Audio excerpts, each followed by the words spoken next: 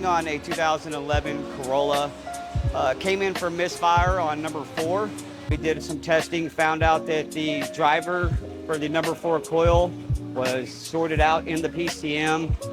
This PCM was discontinued, so we were able to find a used one. There is a procedure where you can use your all-tail to write the VIN or rewrite a VIN to any of these PCMs. And then you can also, by jumping 2 of the pins at the data link connector, you can reflash the immobilizer and relearn the key to it so it'll start. So it's a super easy process. We got one in there. Now we don't have a misfire number 4, but we're looking at a misfire number 2. Now this is a used PCM, so when you buy used stuff, you never know what you're getting.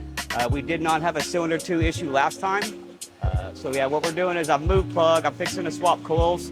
We're playing Swaptronics to see if any of the stuff follows, guys. So if this doesn't work and it does not follow this time, I'm gonna probably have to look at whether or not this PCM itself is bad on the number 2 driver. So we're gonna get those swapped over real quick and we'll let you know shortly.